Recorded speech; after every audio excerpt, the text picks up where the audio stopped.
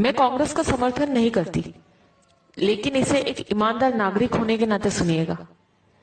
मोदी जी, 60 साल मत चिल्लाया करो। देश और जनता को उल्लू मत समझो। आप उस देश के प्रधानमंत्री हो जो देश 300 साल तक गुलाम रहा था, जिस देश को अंग्रेजों ने लूट खसोट कर इस देश की बागडोर को कांग्रेस को सौंपी थी।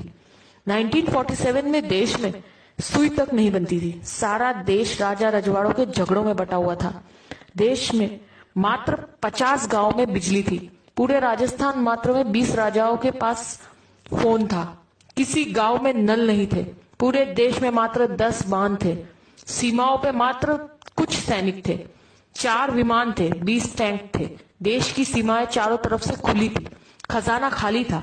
ऐसे बदहाल में हमारा हिंदुस्तान कांग्रेस को मिला था। इन 60 सालों में कांग्रेस ने हिंदुस्तान में विश्व की सबसे बड़ी ताकत यानी सबसे बड़ी सेना तैयार की। हजारों विमान, हजारों टैंक, लाखों फैक्ट्रियां, लाखों गांव में बिजली, हजारों बांधों का कंस्ट्रक्शन, लाखों किलोमीटर सड़कों का निर्माण, परमाणु बम, हर हाथ में फोन, हर घर में मोटरसाइकिल वाला मजबूत देश इन 60 सालों में तैयार करके दिया है कांग्रेस ने। भारत ने पिछले 60 सालों में तरक्की भी बहुत की है। भूतपूर्व प्रधानमंत्रियों ने कई इतिहास रच दिए, जिसकी वजह से भारत आज एशिया की दूसरी सबसे बड़ी ताकत है। भारत दुनिया का सर्वश्रेष्ठ संविधान बन चुका है। भारत एशियाई खेलों में मेजबानी कर चुका है। भारत ने भागड़ा और रिहंद जैसे बांध भी बन चुके हैं। देश भामा न्यूक्लियर रिसर्च सेंटर का उद्घाटन कर चुका है। देश में तारापुर परमाणु बिजली घर शुरू हो चुका है। देश में कई दर्जन एम्स, आईआईटी, आईआईएमएस और सैकड़ों विश्वविद्यालय खुल चुके हैं। नेहरू ने नवरत्न कंपनियां स्थापित कर दी गई है।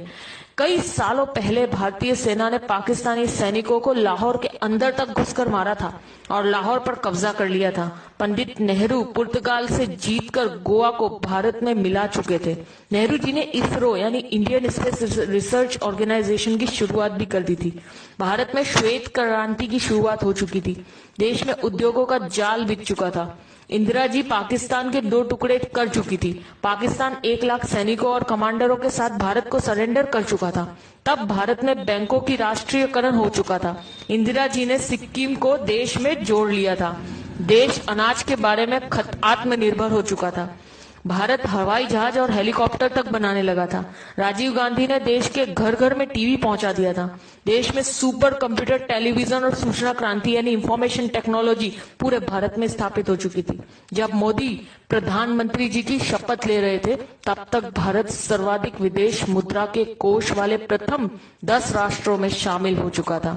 इनके अलावा Chandrayaan, Mangal mission, GSLV, metro, monorail, अंतर्राष्ट्रीय हवाई अड्डे, न्यूक्लियर पनडुब्बी, ढेरों मिसाइल, पृथ्वी, अग्नि, नाग, दर्जनों परमाणु संयंत्र, चेतक हेलीकॉप्टर, मिग, तेजस ड्रोन, अर्जुन टैंक, धनुष तोप, मिसाइल युक्त विमान, आईएनएस विक्रांत, विमान वाहक, ये सब उपलब्धियां देश ने मोदी के प्रधानमंत्री बनने से पहले हासिल कर ली थी।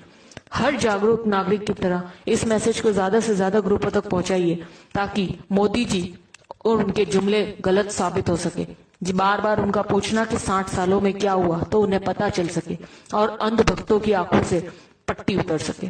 जय हिंद।